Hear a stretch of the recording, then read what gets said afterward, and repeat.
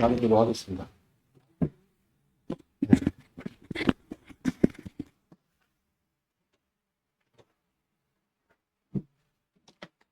창세기 32장 26절입니다.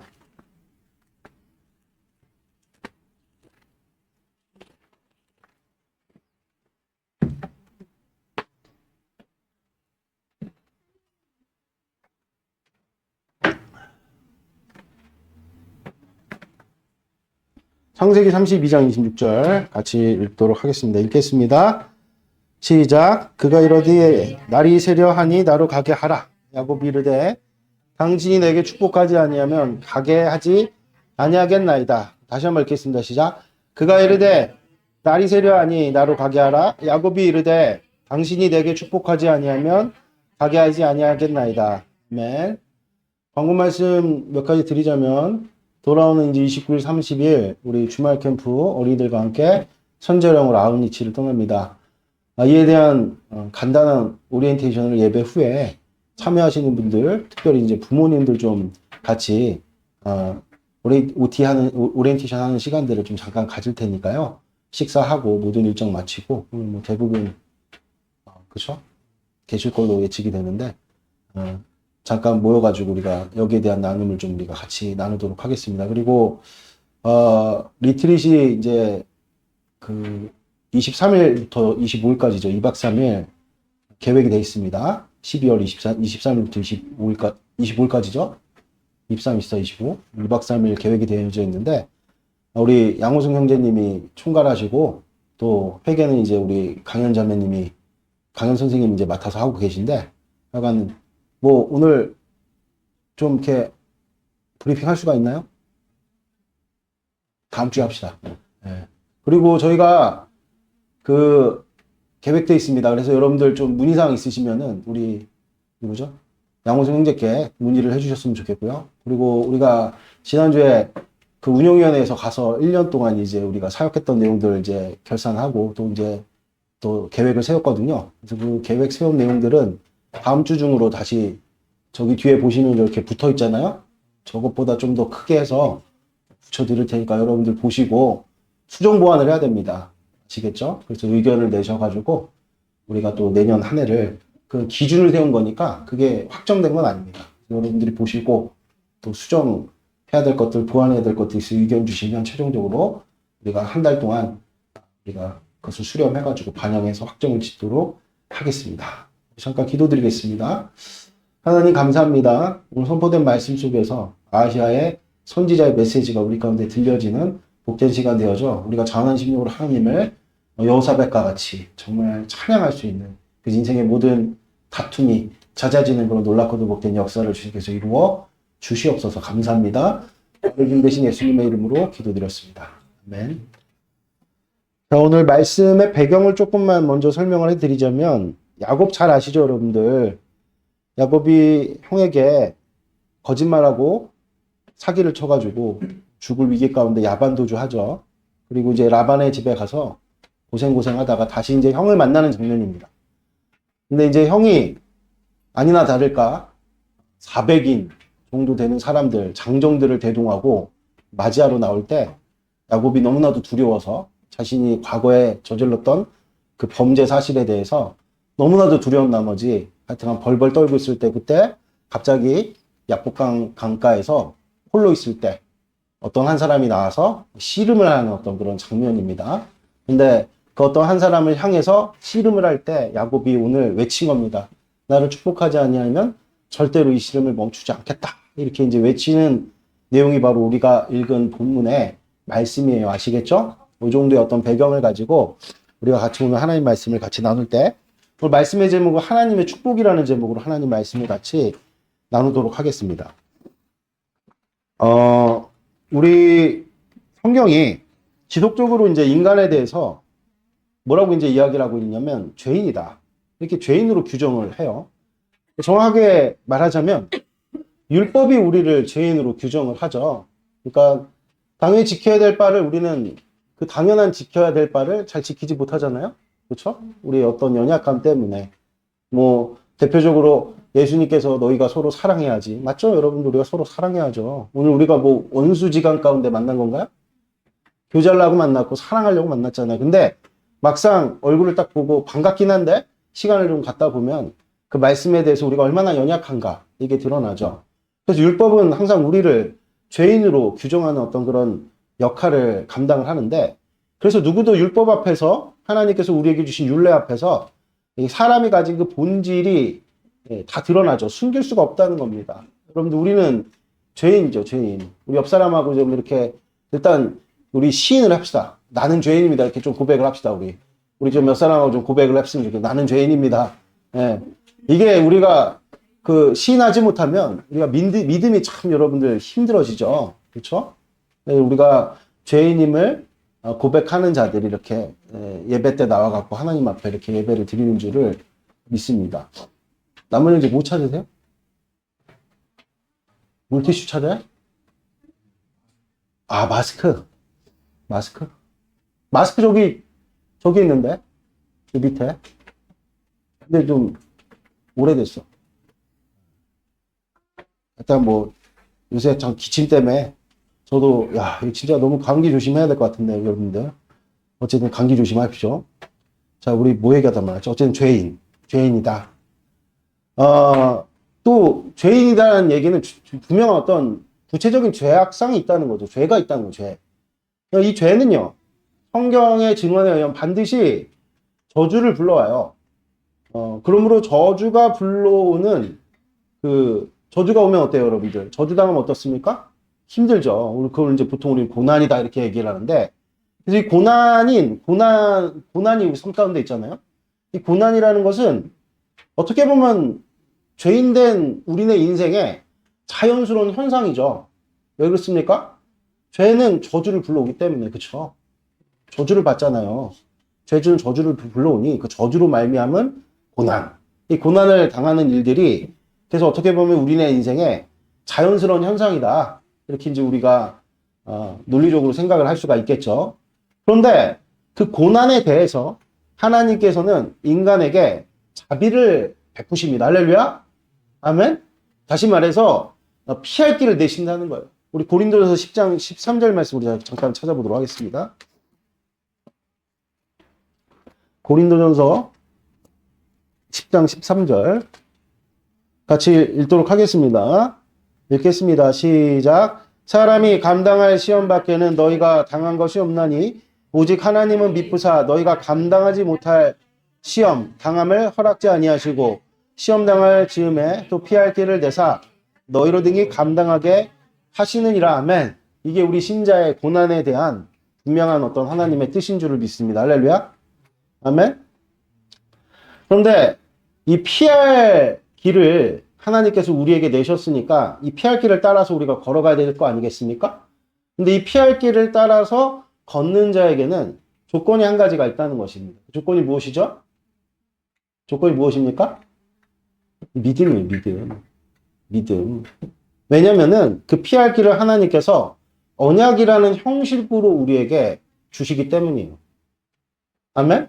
그러니까 하나님께서 우리에게 피할 길을 딱 제시하시는데 그 피할 길이라는 것이 뭔가 봤더니 약속이라는 어떤 형식으로 우리에게 주어진 길이라는 뜻이죠. 약속은 반드시 뭐가 존재돼야 됩니까? 상호 간에 신뢰가 존재되지 않으면 약속은 성립될 수 없어요. 그렇죠? 그렇기 때문에 약속에 대한 믿음이 필요한 겁니다. 할렐루야. 오늘 본문에 야곱은요, 이제 하나님께 지금 축복을 요구하고 있는 거예요. 지금 우리 다시 뭐 본문의 내용을 제가 좀 다시 한번 상기시켜 드리면 32장 26절 말씀이니까요. 그가 이르되 날이 세려하니 나로 가게 하라. 야곱이 이르되 당신이 내게 축복하지 아니하면 가게 하지 아니하겠나이다. 이렇게 지금 강력하게 하나님께 축복을 요구하고 있다는 것이죠. 근데 야곱이 이렇게 강력하게 축복을 요구한 이유가 있는데요. 그것은 야곱이 큰 환난에 봉착했기 때문이죠. 알다시피 야곱의 유일한 혈육인 에서가 지금 야곱을 죽이려고 400인을 대동하고 오는 중이에요. 근데 에서가 이유 없이 이런 일을 벌인 것이 결코 아닙니다. 에서는요, 야곱에게 갚아야 할 원한이 있었어요, 원한이. 야곱이 에서를 2번이나 속였는데 그것은 에서의 인생에 있어서 매우 치명적인 것이었습니다. 첫 번째는 팥죽으로 장자 것을 빼앗았고요. 장자의 권리를 빼앗았고, 두 번째는 에서가 받아야 될, 마땅히 받아야 될 아버지의 축복을 어머니 리브가와 야곱이 작당해가지고 그걸 갈취했다는 거예요. 그렇죠? 그러니까 누가 봐도 열 받겠죠. 그러므로 이 같은 야곱의 맞이한 시련은요, 야곱 스스로가 자초한 것이죠. 이는 그의 탐심 때문이었습니다. 그렇죠? 더 나아가서 하나님에 대한 몰이해가 문제였어요. 그러니까 이해가 너무 많이 결여가 되어 있었다는 거죠. 우리가 여러분들 이 땅에서 탐심을 갖는 것은요, 하나님에 대한 이해가 결여되어 있기 때문에 그래요. 왜 이명근 형제는 나보다 더 많은 걸 가졌습니다. 이런 식으로 제가 막 비교하고 질투하고 시기하는 것은 누구에 대한 오해죠? 하나님에 대한 오해라는 거죠. 다 여러분들 필요한 만큼 주신 줄 믿습니다. 아멘? 할렐루야? 그러니까 그래서 여러분들 하나님께서 호세아 선지자에게 다음과 같이 말씀하시는데 한번 찾아봅시다. 호세아서 4장 6절 말씀이에요. 호세아서는 선지서입니다, 여러분들. 위에 있어요. 구약 성경 1259페이지. 자, 우리 같이 읽겠습니다. 4장 6절 같이 읽겠습니다. 4장 6절 시작. 내 백성이 지식이 없음으로 망하는도다. 내가 지식을 버렸으니 나도 너를 버려 내 제사장이 되지 못하게 할 것이요. 내가 내 하나님의 율법을 잊었으니 나도 내 자녀들을 잊어버리리라. 그러니까 여기 내 백성이 지식이 없다. 그러니까 하나님을 아는 지식이 없다. 하나님을 전혀 모른다. 이렇게 지금 말씀하고 있는 것이죠. 그러니까 우리가 망하는 이유가 무엇입니까? 하나님을 아는 지식이 없기 때문에 그래요. 하나님에 대한 이해가 결여되어 있기 때문이죠. 여러분들 야곱이 하나님에 대해서 자세히 알았다면은 야곱은 자신에게 어차피 주어질 복이었거든요. 하나님께서 에서에게 장자권과 축복권을 어떻게 하시겠다 그랬어요? 그것을 야곱에게로 주시겠다고 이미 약속하셨단 말이에요. 그분 말씀하시면 이루어집니까? 안 이루어집니까? 어떤 식으로든 이루어진다는 겁니다. 그러니까 우리가 그러니까 야곱이 하나님을 자세히 알았다면은 이렇게 거짓으로 이 같은 복을 탈취하는 어리석음을 범하지 않았겠죠. 그렇죠? 그러니까 이가 탐욕을 부린 데는 하나님에 대해서 잘 몰랐다. 여러분들 하나님에 대해 다 아십니까? 대부분 보면 하나님 나한테 왜 이러세요? 이렇게 얘기하시는 분들의 대부분은 하나님이 누구신지를 모른다는 거죠. 그럴 때 여러분 믿음을 발휘하시는 축복이 있길 바랍니다. 하나님은요 사람이 아니십니다. 아멘? 하나님의 생각과 우리의 생각은요 천지차이에요. 하나님을 신뢰하시기를 축복드립니다. 어떤 상황일지라도 여러분들 하나님께서 우리에게 여러분들 필요하신가 그런 상황을 허락하신 것인데 어찌됐든 간에 이 야곱은 하나님에 대한 이해가 결여가 돼 있었다. 그래서 모든 것은요 하나님에 대한 오해로부터 시작된 것입니다. 우리가 빠지는 대부분의 시험의 원인도 이와 똑같다는 거예요, 여러분들. 그러니까 우리가 여러분들 시험에 빠지지 않으려면 어떻게 해야 되겠어요? 하나님을 잘 알아야 됩니다. 아멘? 여러분 우리 옆 사람에게 축복합시다. 하나님을 아시는 축복이 있길 바랍니다. 여러분들 우리가 하나님만 알면요 이 같은 탐심에서 이 같은 인생의 오류에서 벗어날 수 있다. 이거를 여러분들이 분명하게 마음에 새기시는 복된 축복이 있길 바랍니다. 아멘? 그래서 여러분들 거의 모든 인생의 고난은 우리 스스로의 자충수 때문에 벌어지죠. 그래서 사실은 고난을 겪는 것에 대해서 우리가 대부분 핑계댈 것이 없습니다. 그러나 누구든지 고난 가운데 계속 거하는 것을 좋아할 사람은 없겠죠. 그렇죠? 어떻게든 고통받는 현실을 벗어나고 싶어 합니다. 야곱에게는 이 당장의 고난을 타개할 두 가지 길이 있어요. 첫 번째는 형과 정면으로 부딪혀 보는 거죠. 그래서 해결하는 겁니다. 두 번째는 다시 형을 피해서 도망자 신세를 살게 되는 것이죠. 그런데 후자는요, 이 후자를 감당하기에 야곱은 이미 너무 많은 나이를 먹어버렸어요, 여러분들. 그렇죠? 나이가 너무 많아서 이제 도망치는 것도 힘들어요. 그래서 형과 부딪혀 정면 돌파하는 수밖에 없죠. 그런데 힘으로 형을 이길 수는 없습니다. 이 야곱의 형은 본래 힘센 사냥꾼이었어요. 사냥꾼. 그렇죠? 게다가 정병으로 추정되는, 그러니까 정규군으로 추정되는 400인을 대동하고 지금 야곱에게 오고 있는 거예요. 혼자 오는 것이 아니라 잘 훈련된, 조직된 군사를 대동해서 지금 야곱에게 오고 있는 것입니다. 그러니까 무력으로 형을 이길 재간이 야곱에게 있겠어요, 없겠어요? 없죠. 그러면 어떤 방법이 있을까? 그러면 이제 방법은 하나. 읍수하여서 형의 마음을 돌리는 수밖에 없죠. 그렇죠? 사정사정 해갖고, 그렇죠? 그래서 야곱은 이 전략을 택했던 것 같아요. 읍수하는 전략. 그래갖고 형을 대면하기에 앞서서 먼저 예물을 보냈고 그 뒤에 자녀들과 아내들을 이렇게 앞세웠어요. 그렇게 해갖고 우리가 보통 그러잖아요. 뭐 드라마 같은 거 보면은 어떤 사람 죽일 위기에 딱 봉착할 때 동정심을 구하기 위해서 뭐 집에는 홀로머니가 계시고 자녀가 몇이 있고 뭐 이런 식으로 읍소를 하잖아요. 그렇죠? 동정심을 구하려고 그런 비슷한 전략을 야곱이 세웠던 것이죠. 그럼에도 불구하고 야곱은 불안했고 마음의 두려움이 떨쳐지지가 않았어요. 여러분들 고난이 주는 가장 큰 고통이 뭐겠습니까? 두려움. 이 두려움에 휩싸이게 되면요 지독한 고독이 찾아오는데 그 고독은 반드시 무엇을 동반하냐면 수치심을 동반해요. 수치심을. 이것은 하나님과 분리된 것에서 오는 감정입니다. 그런데 예수님께서 단 한 번 하나님과의 영원한 연합이 깨진 적이 있으시죠? 그 자리가 어디였습니까? 십자가였어요. 십자가 달리셨을 때 거기서 예수님께서는 지독한 고독을 맛보셨죠? 그러니까 하나님과의 분리된 그 고독이 세상 가운데 표현이 되니까 아무도 예수님 편에 서는 자가 없는 거예요. 얼마나 고독하겠습니까, 여러분들? 그렇죠? 그리고 또한 예수님께서는 벌거벗김을 당하셨다는 거예요. 벌거벗김. 그래서 카톨릭에서 보통 보면은 예수님 십자가에 못 박히실 때 아슬아슬하게 이렇게 옷깃으로 이렇게 중요한 부위 가리고 다 거짓말이에요. 그거는 완전히 발가벗김을 당하신 겁니다. 에? 얼마나 다 큰 성인인데 그렇잖아요? 예수님 30살이었단 말입니다. 얼마나 참 수치스럽겠습니까? 그러니까 이것이 바로 하나님과의 분리에서 오는 수치와 고독이에요. 고독. 그거를 지금 예수님께서 십자가 상징을 보여주고 계시는 거예요. 죄로 지어지는 고난은 이 같은 감정을 사람에게 일으키죠. 그러니까 이런 감정을 두고 우리는 고통이다 이렇게 부르는 거잖아요. 그렇죠? 이런 고통에 빠진 사람이 할 수 있는 것은 무언가 붙들고 발버둥치듯 씨름하는 것 외에는 없는 것 같아요. 그 씨름의 대상은 다양하겠지만 대부분 애먼 사람을 붙들고 씨름을 하죠, 사람들이. 그러나 그런다고 고통의 문제가 해결되지 않죠. 도리어 그 씨름하는 대상도 함께 나락으로 떨어지고 힘들어질 뿐이죠. 그게 잘 기록된 게 6기. 6기가 왜 이렇게 긴 줄 아세요? 사람 붙들고 씨름하니까는 사람 붙들고. 그러니까 고통당하는 욥에게 이길 자가 아무도 없어요. 그냥 같이 그 고통의 심연 가운데 가라앉을 뿐이죠, 여러분들. 그걸 건지신 게 하나님이셨습니다. 그래서 여러분들 고난을 겪는 사람 주변에는요, 사람들이 가까이 가지를 않아요.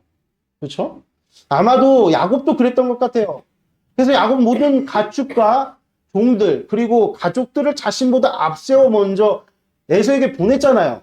근데 문제는 뭐냐? 아무도 야곱 곁에 남지 않았다는 거예요. 가란다고 진짜 가란 줄 아는 그런 어떤 심정이 아니었을까요, 여러분들? 근데 아무도 안 남아줬어요. 왜 그렇습니까? 야곱이 잘못해 내가 잘못한 게 아니잖아요. 그렇죠? 야곱이 짊어져야 될 고난이 없기 때문에 그래요. 그래서 홀로 이제 야복강가에 남게 된 거죠. 야곱은요, 고독했고 수치스러웠을 겁니다. 그렇죠? 고난을 당한다는 것은 그런 거죠, 여러분들. 고난 당하면 이상하게 사람들 보기가 싫어요. 왜 그렇습니까? 수치스러워. 그렇죠? 아니 내가 잘못한 게 그 사람에게 직접적으로 피해를 끼친 것도 아닌데 만나기가 싫은 거예요. 고난 당하면. 고독을 자초하는 면도 있죠.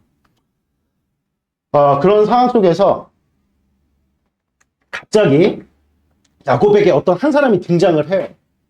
아무도 없는 상황 속에서 가족들마저도 다 떠난 그런 상황 속에서 갑자기 어떤 한 사람이 등장을 한다면 그가 누군지는 알 수 없어요. 왜냐하면 성경이 정확히 지명하고 있지는 않기 때문에. 그런데 정황상 그는 다름 아닌 하나님이시거나 혹은 하나님이 보내신 천사란 것을 우리는 어렵지 않게 알 수가 있죠. 이를 알 수 있는 근거는 야곱이 그를 붙들고 늘어지면서 축복을 바랬다는 겁니다. 그렇죠?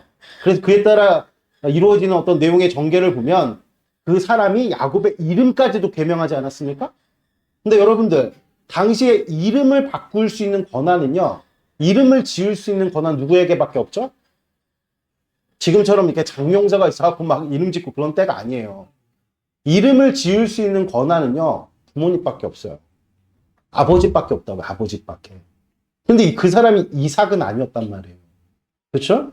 그러므로 이 사람은 아버지의 권위에 준하는 혹은 그보다 높은 권위를 가진 사람으로 추정할 수 있죠. 그런 사람은 한 사람밖에 없습니다. 누구죠? 야곱에게 아버지의 권한에 준하고 아버지보다 더 높은 권한에 있는 사람 누구밖에 없죠? 당시에는 나라가 있어갖고 뭐 왕들이 이렇게 명시적으로 이렇게 나타난 때도 아닙니다. 그러니까 누구밖에 없어요? 족장시대잖아요? 누구밖에 없어요? 하나님밖에 없어요. 하나님. 그렇죠? 오직 하나님밖에 안 계신다. 근데 지금까지 야곱에게 또 야곱의 조상들에게 하나님이 어떤 방식으로 나타나셨냐면 계시로만, 특별히 야곱에게 한 번도 당신을 형상화시켜서 나타나신 적이 없습니다. 아브라함 때는 한 번 있으시죠. 근데 야곱의 인생 가운데는 없단 말이에요. 오직 말씀으로만 당신을 드러내신 하나님께서 사람의 형상으로 나타난 겁니다. 할렐루야. 이것은요, 예수 그리스도를 예표하는 사건이죠. 그런데 야곱은 그와 씨름하기 시작하는. 그럼 사람하고 씨름한다고 시험을 이길 묘안이 나올까 안 나올까요? 나오지 않죠. 왜냐하면 시험이 뭐의 결과이기 때문이죠? 죄의 결과이기 때문에 그래요. 죄의 결과이기 때문에. 그러니까 사람이 죄를 해결할 수 있나요? 해결할 수 없기 때문에 사람하고 씨름해봐야 아무런 여러분들 해결점이 안 나오는 거예요. 그러므로 죄를 해결하지 못하면 시험은 사라지지가 않아요. 그래서 대부분의 고난이라는 문제는 우리 삶 가운데 고난이 오잖아요. 대부분 그 고난의 문제는 미안의 문제로 안고 살아가죠. 그렇죠? 해결되지 않는 그런 어떤 문제로 안고 살아간다는 거예요. 그러므로 우리네 인생에 그렇게 한국 사람 뭐가 많다고 얘기합니까? 한이 많은 거, 한이 여러분들. 한이 옆 사람에게 인사합시다. 당신 한을 푸셨습니까? 한번 인사합시다. 당신 한을 푸셨습니까? 옆 사람 얼굴 표정 좀 보세요. 한 많은 인생. 그쵸? 네? 한 많은 인생. 한이라는 게 뭐예요, 여러분들? 해결되지 않은 인생의 숙제를 일컫는 거잖아요. 그쵸? 이것을 우리는 종종 인생의 무거운 짐이다. 이렇게 표현을 하죠. 그래서 예수님께서도 뭐라고 말씀하셨냐면, 수고하고 무거운 짐진 자들아, 내게로 오라. 내가 너희를 쉬게 하리라. 이렇게 주님께서 말씀하셨다는 것입니다. 아멘? 야곱은요, 바로 그 예수님 앞에 지금 선 거예요. 할렐루야. 아멘? 그러면 이제 우리는 야곱이 왜 굳이 이 수많은 어떤 가산과, 그쵸? 모든 가산과 가족을 자신보다 앞세워 보내고 자신은 홀로 야복강가에 남았는지 알 수 있을 것 같아요. 그쵸? 왜 남은 것입니까? 그것은 바로 야곱이 누굴 만나기 위해서요? 하나님을 만나기 위해서. 아멘? 여러분 다시 한번 말씀드릴게요. 고난 아무리 사람 붙들고 씨름해봐야 안 나오잖아요. 누굴 만나야 되죠? 하나님 만나야 돼요. 씨름하더라도 누구랑 씨름해야 되죠? 하나님과 씨름해야 돼요. 할렐루야? 아멘? 야곱은 특별히 힘든 시간을 많이 겪은 사람이죠. 엄청 많이 겪었어요. 라반한테도 맨날 이렇게 사기당하고 얼마나 고난을 많이 겪었는지 몰라요. 그래서 경험적으로 안 거예요. 그 12아들 태어날 때도 그 자매들끼리 그 안에서 막 복잡거리면서 싸우고 얼마나 힘들었겠냐요. 한 사람 당하는 것도 쉽지가 않은데, 그렇지 않아요? 형제들끼리 막 지들끼리 비교의식 가지고 막 원망하고, 진짜 생각하기 싫습니다. 그러니까 고난을 많이 겪은 사람이기 때문에 고난에 대해서 경험적으로 알았던 것 같아요. 사람 붙들고 늘어져봐야 자신의 초라한 모습만 더 들킬 뿐이죠. 또한 자신이 가족과 가산을 지키기 위해 지금 이런 상황 속에서 아무것도 할 수 없다는 것을 야곱은 잘 알았던 것 같아요. 그렇죠? 그래서 야곱은 하나님을 만나야 했습니다. 그래서 홀로 남은 것이죠. 그런 야곱에게 어김없이 하나님께서 나타나셨어요. 그것도 사람의 형상인, 그냥 말씀으로만 아닌 사람이 볼 수 있는 형상으로 나타나신 것입니다. 할렐루야. 아멘. 엄청난 은혜를 베푸셨죠. 그러니까 우리가 하나님 만나려고 하면요, 어떤 식으로도 하나님 우리 만나 주십니다. 아멘. 믿음을 가지신 여러분 되시길 축복드립니다. 그래서 야곱은 그 사람이 하나님이심을 단번에 알아봤던 것 같아요. 이는 야곱이 그 사람을 사력을 다해 붙들고 축복을 구한 것에서 알 수가 있죠. 그럼 축복이라는 것은요, 높은 자가 낮은 자에게 주는 것입니다. 할렐루야? 아니, 그가 누군지도 모르는데 축복을 구한다는 게 말이 안 되잖아요. 그렇죠? 근데 축복을 구했다는 얘기는 그가 나보다 높은 자였다. 야곱보다 높은 자는 누구밖에 없어요? 아버지밖에 없어요. 그러니까 아버지의 준하는 어떤 높은 자다. 그럼 누구라는 거죠? 하나님이시라는 거죠. 하나님이시라는 거죠. 왜 야곱이 이토록 하나님께 축복을 바랬던 것일까? 그것은 여러분들 야곱에게 하나님께서 세우신 언약을 기억했기 때문에 그렇죠. 그러니까 축복을 구한다는 얘기는 다시 말해서 하나님 기억 좀 해보세요. 나랑 옛날에 약속한 거 있잖아요. 그러니까 다시 말하면 하나님께 약속을 상기시켜 드리려고 씨름한 거예요. 씨름한 거. 할렐루야. 아멘. 그래서 우리가 여러분들 항상 기도를 드릴 때 하나님이 절대로 거부할 수 없는 기도가 있다. 그게 뭘 붙들고 기도하는 거죠? 말씀 붙들고 기도하는 거예요. 말씀 붙들고. 할렐루야. 야곱이 그 옛날 형을 속이고 피해 도망치던 밤에 베델 길가에서 하나님께서 야곱과 무엇을 맺으셨습니까? 약속을 맺으셨어요. 찾아볼까요? 창세기 28장 12절에서 15절까지 말씀입니다. 12절에 15절 같이 한번 읽도록 하겠습니다. 시작. 창세기 40장, 그러니까 구약성경 40페이지 12장부터 15장까지 같이 읽겠습니다. 시작. 꿈에 본즉 사닥다리가 땅 위에 서 있는데 그 꼭대기가 하늘에 닿았고 또 본즉 하나님의 사자들이 그 위에서 오르락내리락 하고 또 본즉 여호와께서 그 위에 서서 이르시되 나는 여호와니 너의 조부 아브라함의 하나님이요 이삭의 하나님이라. 내가 누워있는 땅을 내가 너와 내 자손에게 주리니 내 자손이 땅의 티끌같이 되어 내가 서쪽과 동쪽과 북쪽과 남쪽으로 퍼져나갈 것이며 땅의 모든 족속이 너와 내 자손으로 말미암아 복을 받으리라. 내가 너와 함께 있어 내가 어디로 가든지 너를 지키며 너를 이끌어 이 땅으로 돌아오게 할지라. 내가 내게 허락한 것을 다 이루기까지 너를 떠나지 아니하리라 하신지라. 아멘. 오늘 이 약속의 정말 핵심이 15절인데 여러분들 지금 야곱이 절체절명의 순간에 그러니까 에서인 형을 피해가지고 이 길가에서 그때 여러분들 노숙인데요. 지금이야 뭐 캠핑이다 보다 해갖고 안전이 보장된 곳에서 우리 자연을 누리지만 당신 그런 거 없어요. 그리고 들짐승, 산짐승 지금 더 많았을 거 아닙니까? 지금 뭐 백두산에 호랑이가 없는데 그 호랑이가 어마어마하게 무겁대요. 300kg, 400kg 되는 그런 호랑이가 여지까지 막 살아있다고 생각을 해보세요, 여러분들. 그러니까 우리 조상들이 산에 가서 나무 캐고 정말 엄청난 용기를 낸 거죠. 그러니까 그럴 정도로 위태로운 상황이 아무런 치안이 보장되지 않는 그런 상황 속에서 내버려지게 된 거예요, 야곱이. 그러니까 죽을 수도 있는 상황이죠. 절체절명의 순간에 하나님께서 나타나셔갖고 어떻게 하셨습니까? 약속을 주신 겁니다, 약속을. 할렐루야? 아멘? 그러니까 야곱이 가고 막 애원해가지고 약속을 하나님께 얻어낸 게 아니라 하나님께서 나타나셔가지고 별안간 약속을 주신 겁니다. 그러니까 야곱이 그때 어떤 생각을 했을까요? 눈에서 딱 깨워, 나 이제 살겠구나. 그렇죠? 난 절대로 죽지 않겠구나. 이런 어떤 마음을 분명하게 가졌을 것입니다. 아멘? 할렐루야? 그런데 20년이 지난 상황 속에 똑같이 절체절명의 순간을 또 맞닥뜨리게 된 거죠. 그렇죠? 그렇죠? 지금 또한 야곱이 진짜 당시에는 에서 모르게 야반도주를 했다면 지금 명확하게 에서가 죽이러 오고 있단 말이에요. 자기는 해하려고 오고 있단 말이죠. 이런 절체절명의 순간에 야곱이 기댈 게 뭐밖에 없어요. 그때 20년 전에 주님께서 나에게 주셨던 뭐밖에 없겠어요, 여러분들? 약속밖에 없는 거예요, 약속.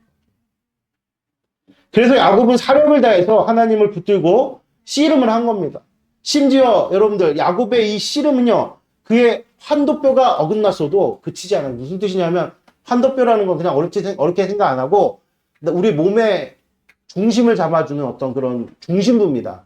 그 뼈가 어긋났다는 건요, 중심을 잡을 수가 없다는 거예요. 그러니까 이제 몸이 우리가 이렇게 씨름을 하려면은 중심이 중요하잖아요, 여러분들. 그래갖고 그 중심을 뺏으려고 여러분 실제 우리나라 씨름해 보면 삿바 싸움 하잖아요. 삿바를 내가 더 좋은데 위치를 잡아서 중심을 무너뜨리는 거. 그러면 넘어뜨릴 수 있거든요. 근데 그 환도뼈가 깨져버렸어요. 무슨 뜻이죠? 완전히 중심이 이제 무너져서 넘어진 거야. 넘어졌는데도 불구하고 지금 야곱이 어떻게 하는 거야? 붙들고 늘어지는 거야. 붙들고 늘어지는 거. 그쵸? 그 씨름을 그치지 않았다. 무슨 뜻이야? 붙들고 늘어지는 거야. 그래서 오늘 보니까 우리가 읽은 말씀에 야, 이제 날이 샜으니까 나를 좀 보내줘라. 너 졌잖아, 씨름에서. 근데 왜 이렇게 나를 붙들고 늘어지는 거야? 지금 그러고 있는 상황이거든요. 그쵸? 그러면 여러분, 근데 그러면서 뭐라 그래? 축복을 나에게 안 주면 나는 절대로 놓지 않겠습니다. 이렇게 얘기를 하고 있잖아요. 그러면 야곱이 그토록 간절히 하나님께 약속을 상기시켜갖고 축복을 받아야 되냐, 축복을? 그쵸? 그 축복을 받는다는 얘기가 약속을 상기시키는 건데 하나님께 다시 한번 그 약속을 상기시켜서 야곱이 얻을 유익이 도대체 뭐냐? 어떤 것이냐? 그게 오늘 우리가 읽었던 창세기 28장 12절에서 15절에 고스란히 녹아져 있어요. 특별히 15절 다시 한번 읽을까요? 15절 같이 읽겠습니다. 시작. 내가 너와 함께 있어 내가 어디로 가든지 너를 지키며 너를 이끌어 이 땅으로 돌아오게 할지라 내가 내게 허락한 것을 다 이루기까지 너를 떠나지 아니하리라 하신지라. 아멘. 그러니까 야곱이 절대적으로 하나님께로부터 보장받고 싶어 했던 내용이 무엇이냐면 하나님께서 약속하셨잖아요.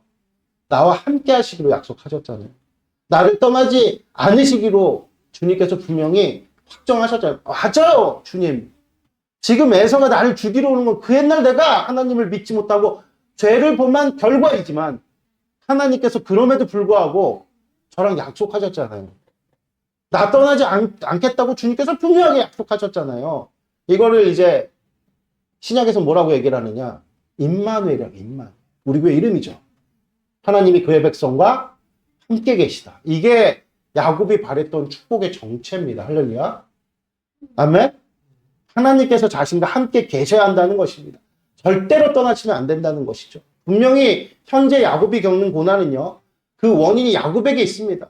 하나님께서 이러한 야곱의 고난에 관여하셔야 할 어떤 이유도 없죠. 그럼에도 불구하고 하나님께서는 야곱과 함께 이 고난을 같이 겪고 헤쳐나가야만 합니다. 이유가 무엇입니까? 하나님 스스로가 언약으로 야곱과 묶여 계셨기 때문이에요. 아멘? 야곱은요, 언약의 후손입니다. 그가 비록 죄를 짓고 도망자 신세가 되었어도 하나님께서는 그에게 찾아오셔서 언약을 맺으셨어요. 할렐루야. 왜 그렇습니까? 그의 할아버지 아브라함을 기억했기 때문이죠.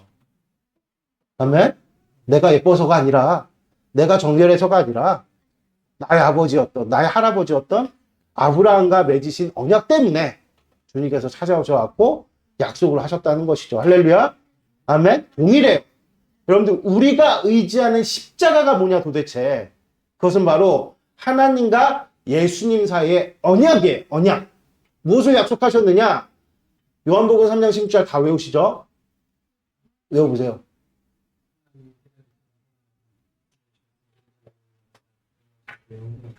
할렐루야. 이게 하나님과 예수님이 십자가에서 맺으신 언약입니다. 할렐루야. 그러므로 누구든지 어떤 상황에서든지 십자가를 붙들면요. 하나님께서는 예수님과 맺으신 언약을 기억하실 수밖에 없는 거예요. 아멘. 그럴 때 우리는 하나님께 무엇을 요구할 수 있죠? 복을 요구할 수 있게 되는 것이죠. 그 복의 내용은 무엇입니까? 임마누엘. 즉 하나님께서 함께 계셔야 된다는 것입니다. 아멘. 할렐루야. 이거를 예수님 말씀을 우리 요한복음 14장 13절 같이 읽도록 하겠습니다. 마지막으로 우리가 읽고 마칠 건데요. 요한복음 14장 13절 우리 같이 한번 읽도록 하겠습니다. 읽겠습니다. 시작. 너희가 내 이름으로 무엇이든지 구하면 내가 행하리니 이는 아버지로 하여금 아들로 말미암아 영광을 받으시게 하려 함이니라. 아멘. 그러니까 우리가 예수님의 이름으로 여러분들 하나님께 구하면요. 하나님은 그것을 들으실 수밖에 없는 겁니다. 왜냐하면 주님과 십자가에서 계약을 하셨기 때문입니다. 아멘. 그러므로 하나님께서 우리를 환난에서 건지시죠. 아멘. 그러므로 하나님의 크신 경륜을 우리 참 그지 같은 인생이고 영백한 아주 새빨간 죄인들이지만 완전 한도뼈가 부서져 갖고 정말 완전히 망가져버린 인생처럼 느껴지지만 신앙적으로 볼 때요. 그럼에도 불구하고 우리 인생을 통해서 당신의 크신 경륜을 이루어 나가실 수밖에 없는 거예요. 그게 십자가예요, 여러분들. 그 십자가 언약에 우리 하나님께서 묶여 계신 겁니다. 할렐루야. 아멘. 그러므로 여러분들 믿음은요, 약속을 하나님께 상기시켜 드리는 겁니다. 할렐루야. 더 확실히 표현하자면 믿음은 하나님께 약속을 주장하는 거예요. 약속을. 구원을 주장하는 거예요. 구원을 주장하는 거. 그럴 때 하나님께서는 우리가 명백하게 잘못하여서 겪게 된 환난과 시련일지라도 개입하십니다. 아멘. 아니, 개입하실 수밖에 없는 겁니다. 그러므로 우리가 하나님께로부터 받은 최고의 복이 뭐겠어요, 여러분들? 뭐겠어요? 그게 약속이에요, 약속. 아멘? 우리는 무엇을 약속받았습니까? 구원. 어떤 상황 속에서도 하나님이 나와 함께 계셔야 된다는 거예요. 그러니까 어떤 상황 속에서도 하나님은 나의 편인 거예요. 그러니까 링컨이 이런 얘기를 했대요. 남군과 이 북군이 싸워서 누가 이길까요? 하나님께서 우리 편에 계셨으면 좋겠습니다. 이렇게 얘기를 했더니 링컨이 무슨 소리 하는 거냐고. 하나님 왜 우리 편에 계시냐고. 우리가 하나님 편에 계시는 게 맞지 않냐. 이게 들 때 많은 사람들이 감동하는데 저는 좀 그 얘기에 시비를 걸고 싶어요. 언약에 의하면요. 하나님은요. 믿는 자 편에 계셔야만 되는 겁니다. 할렐루야. 우리 이기적이죠. 우리 부족하죠. 우리 연약하죠. 우리 명백한 죄인이죠. 새빨간 죄인이죠. 그럼에도 불구하고 하나님은 우리 편에 계셔야 됩니다. 왜냐하면 그가 약속하셨기 때문이죠. 할렐루야. 근데 우리는 왜 이 성경의 말씀, 이게 약속이거든요. 이 성경의 말씀 왜 우리는 뻗어둔 보리차로 취급을 하는 것일까요, 여러분들? 우리가 리딩 지저스라는 어떤 도구를 통해서 하루에 말씀 묵상을 하자는 것은요, 그냥 이 말씀 묵상을 하는 것을 의무로, 우리가 그냥 의무를 다하자, 이런 차원으로 여러분들 이 말씀 읽기를 하자는 얘기가 아니에요. 아브라함 스토리를 통해서, 야곱의 스토리를 통해서, 그럼 비슷한 어떤, 여기에 왜 수많은 사건과 수많은 인물들이 이렇게 등장을 하는 거겠어요? 우리의 인생이 복잡하기 때문에 그래요. 복잡한 우리의 인생 가운데서 겪게 되어지는 고난의 문제가 분명히 있거든요. 우린 죄인이기 때문에. 그러던 죄인으로서 겪게 되는 고난과 시험에 대해서 너희들이 그냥 그런 시험과 고난 가운데 방치되어 있지 말고 야곱과 같이 무엇을 주장하라는 것이죠? 언약을 주장하라는 겁니다. 할렐루야. 아멘. 하나님은 기억하고 계신다는 거예요. 문제는 뭐예요?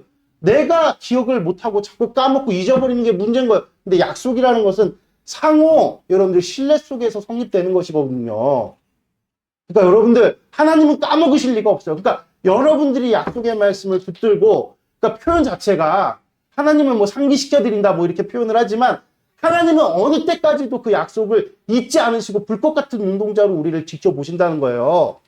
그러니까 우리가 기억하여서 하나님께 마치 주장하듯이 하나님, 그러니까 약속을 잊어버린 듯한 그 대상을 막 일깨우듯이 우리가 막 강력하게 주장할 때 하나님이 그것을 믿음으로 여기셔서 기뻐하시면서 우리의 인생 가운데 개입하신다는 겁니다. 그래서 그리스도인들의 인생은요, 풀리지 않는 어떤 그런 숙제를 떠안고 사는 듯한 여러분들 고난서린 얼굴로 살아가는 게 아니에요, 여러분들.